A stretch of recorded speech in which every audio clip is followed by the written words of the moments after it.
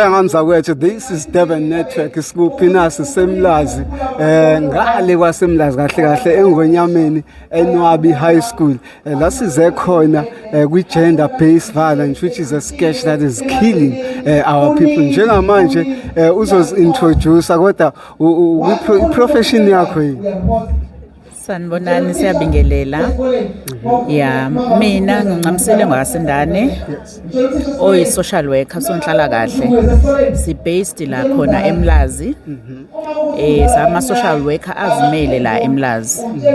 Namhlanje ebekade bengicelelwe kona ukuthi sizokhuluma ngo substance abuse. Yeah. So what does it mean for you ukuba ingxenye ye initiative njengale?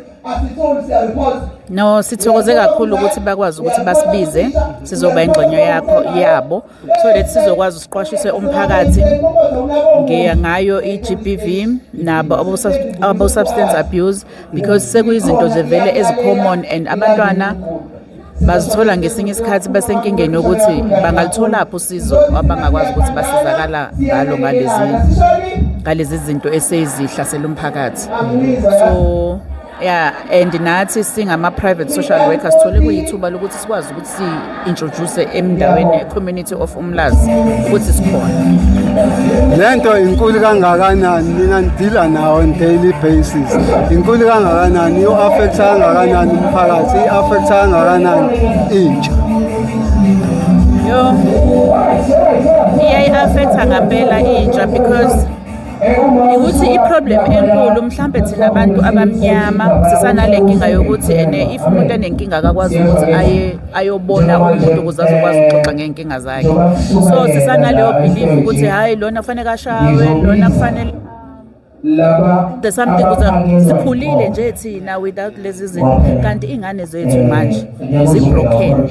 Lokhu ukuthi nabazali siyibone ngoba sisebenza imini nebusuku basisizamela zona impilo engcono. Utholeke sekukhona ke zonke lezi ingane ezidlowunga, ezidloncika, ezidlamantashi ngoba suke zizama ukuvala le void kubazali yokuthi umzali akekho. As much ekhona siba khona ngemali sibathengela ama-iPhone kuthiwa iba i-generation enhle with pictures but they are broken. So it's baningi abantwana esibatholayo masihamba nje kanje sibathola ukuthi hayi cha bathi inkinga banazo. Ukuza ngawe mhlawumbe inkinga ezingalezi yini ngabe solution? Engaba isolution ukuthi mhlambe singabazali we need ukuthi abantwana bethu sibathathe sibe sibatshe ngoba umntwana sometimes akakhuluma nawe, and njengoba ngike ngachaza ngaphambili ukuthi siye sibe busy kakhulu thina singakwazi ukuthi sihlale nengane zethu sikhulume njengoba nakudala thina sasiza ukuthi bakhona ogogo emakhaya abazosigada basikhombisa indlela.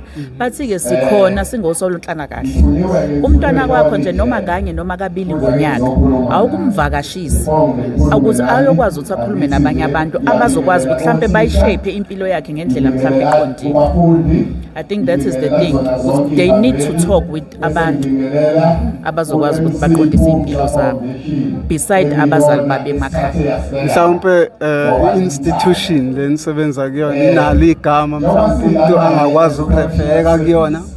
Okay, thina njengoba ngingachaza ukuthi ama social worker ayimele sikhona lapha eMlazi kaPhi, but kubazali abangasebenzi ngoba lapha masiyimele usuke uzokhipha icash or medical aid. Zikhona ama institution. Kukhona uPrince Mshiyeni Memorial Hospital unayo indawo ekuthiwa iseC4. Kukhona abosan khama ngabe ingane inenkinga mhlambe yophuzo. Bakhona oSadag mhlambe ingane mangabe consulta nje ube covered. But if you do have a problem, you can come to us and we can refer you to a relevant indawo ezokwazi ukuthi ikusize.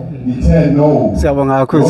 Thank you very much. Yes, Durban Network besikhona ngani zakwethu nizwele. Thank you, siyabonga.